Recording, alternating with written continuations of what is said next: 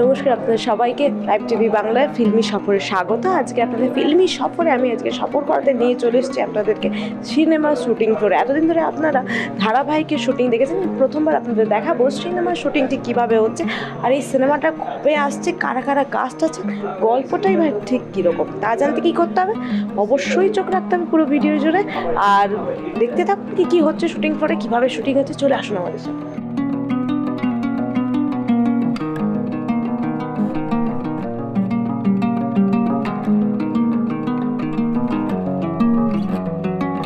আপনাদের সবার প্রিয় অভিনেত্রী অলিভিয়া, যাকে সিনেমার আগে ছাড়া পাওয়া যায় না আমাদের সাথে ইন্টারভিউতে, আবার পাওয়া গেছে সিনেমার ফ্লোরে। তো অলিভিয়া, ওয়েলকাম ব্যাক। কেমন আছো একটু? খুব ভালো আছি। এটা অদ্ভুত ইন্ট্রো হলো, কিন্তু যে আমাকে পাওয়া যায় না এটা আলাদা ব্যাপার। যে আমি একটু ইন্ট্রোভার্ট, আমি মানে আমার একটু সময় লাগে আসতে, বাট আমি তো এসছি। আমি ইন্ট্রোভার্ট, এইটা তোমরা আমাকে ইমেজ খারাপ করে দিচ্ছ আমার। I am very introvert. আমরা অ্যাম্বিভার্ট টেকনিক্যালি। বেশ, আর তার সাথে এই চরিত্রটাতে তো মজা হাসি নিয়ে ফিরে আসা, কমিক চরিত্র কি তো প্রথমবার না? ইয়েস, কমিক চরিত্র অবশ্যই প্রথমবার। It's a first experience and I am really grateful and gratitude যে আমাকে চুজ করা হয়েছে। এবার অলিভিয়াকে তোমরা একদম নতুন রকমভাবে দেখতে পারবে, একটা অন্য ধরনের, একটা অন্য মিষ্টি কিউট একটা মেয়ে। আর চরিত্রটাতে যারা কমিক্সটা পড়েছে তারা জানে ডলফিন গাঙ্গুলি অনেক রকমের অ্যাডভেঞ্চারে ফেসে যায়, তারপর সেখান থেকে রাপ্পা ওকে সেভ করে নিয়ে আসে, and the things go on. এইটা নিয়ে পুরো চরিত্রটা I am very happy and very much relaxed today যে শুটিংটা ফ্লোরে এসছে, শুটিংটা শুরু হয়েছে। ক্ল্যাপস্টিকটা দেখে প্রচণ্ড ইমোশনাল হয়ে গেলাম, বিকজ লাস্ট 1 মাস ধরে আমরা প্রচণ্ড প্রেপ করেছি, প্রচুর হোমওয়ার্ক করেছি, আর এখন সেই সময়টা চলে এসছে যে হোমওয়ার্কটা টিচারের সামনে রাখা যায় টেবিলে।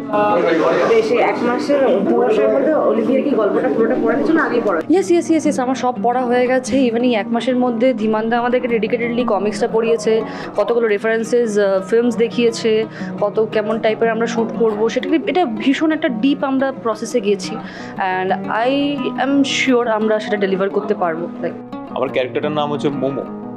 ওর একটা ফ্যামিলি আছে, আমার স্ত্রী আছে, মেয়ে আছে। বাবা হয়ে গেছে, অবশ্যই মেয়ে আছে তো মানে বাবা হয়ে গেছে। তো ওর যেখানে কাজ করে সেটা হচ্ছে fullstop.com। তো ওদের একটা বিরাট একটা সাংঘাতিক একটা প্ল্যান আছে। তো কলকাতা শহরেরই বুকে ওরা পলিটিক্যাল এবং বিভিন্ন রকম ক্রাইম করে। তো রাপ্পা রয়ের যারা কমিক্সটা পড়েছে fullstop.com-এর, তারা ওটা ব্যাপারটা জানে। তো ওখান থেকে অ্যাডাপ্ট করা হয়েছে, এবং ওই ক্রাইমের মধ্যেই এই ক্যারেক্টারটার আবার নিজস্ব কিছু গল্প রয়েছে। সে একটা ঘটনা প্ল্যান করে, সেই প্ল্যানটা করতে গিয়ে কিছু জিনিস এদিক ওদিক হয়, এবং সে তার নিজেরই ক্রাইম অর্গানাইজেশনের কাছে একরকমভাবে ফেসে যায়, এবং তারপরে তার মেয়ে কিডন্যাপ হয়। তাকে রেস্কিউ করার জন্য বিভিন্ন রকম ইমোশনাল, বিভিন্ন রকম আদার প্ল্যানিং সব কিছু চলতে থাকে, এবং এই ক্যারেক্টারটার মধ্যে অনেক কিছু রিভিল হতে থাকে। মানে একটু মিস্টিক ক্যারেক্টারটা, মানে একদম শুরু হয় একদম খুব ছাপোষা একটা লোক, অ্যাকাউন্টেন্ট। সে তার মেয়ে যখন কিডন্যাপ হয়েছে, তখন তার ধীরে ধীরে মাথা খারাপ হতে শুরু করে, এবং তাকে ছাড়ানোর জন্য সে তখন রাপ্পার হেল্প নেয়। এবং এন্ড অফ দ্য ফিল্ম কি হয় সেটা জানার জন্য ফিল্মটা দেখতে হবে অডিয়েন্সকে। বাকি থ্রু আউট দ্য ফিল্ম এই চরিত্রটার অনেক টানাপোড়েন রয়েছে, এবং ফিল্মের মধ্যে দিয়েই, ছবির মধ্যে দিয়েই অনেক কিছু রিভিল হতে যায়। এই চরিত্রটাতে হ্যাঁ বলা হচ্ছে, প্রথমত এই চরিত্রটা আমি এখনো এই রকম চরিত্র সেই অর্থে করিনি। এই চরিত্রটার মধ্যে যে মিস্টিক ব্যাপারটা রয়েছে এবং লাস্টে গিয়ে একটা বড় সারপ্রাইজ আছে, সেটা এই ক্যারেক্টারটার একটা টুইস্ট আছে সেটার জন্য। আর এই ধরনের কমিক্স নিয়ে যে অ্যাপ্রোচ নিয়ে ডাইরেক্টর আমাকে গল্পটা শোনালেন এবং যে ট্রিটমেন্ট দিয়ে শ্যুট করবেন উনি বললেন, সেইটা আমার অ্যাজ অ্যান অ্যাক্টর এক্সপ্লোর করার জন্য একটা এক্সাইটমেন্ট ফিল হলো, যে সেই বিষয়ের দিকটা মানে অনেকের সঙ্গে কাজ করতে গিয়ে তো অনেক রকম এক্সপিরিয়েন্স হয়, তো এটা আমার বেশ ইন্টারেস্টিং লাগলো। উনি যেরকম ট্রিটমেন্টের কথা বললেন, তো সেই জন্য আমি করলাম।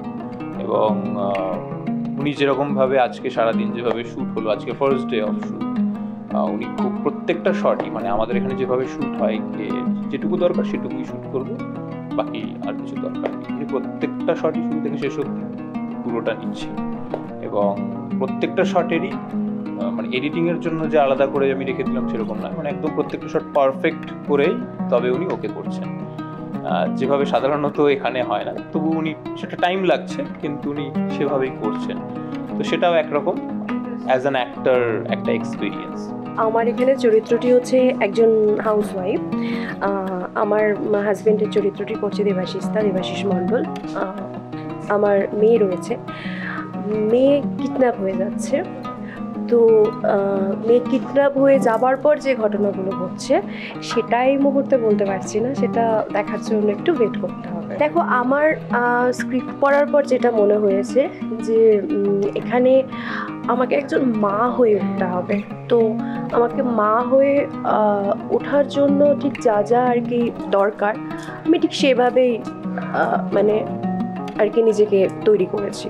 আমরা না প্রত্যেকটা মায়ের থেকে কিছু না কিছু শিখি, মানে তোমার মা, আমার বন্ধুদের মা, আমরা প্রত্যেকটা মায়ের থেকেই কিছু না কিছু আমরা শিখতেই থাকি।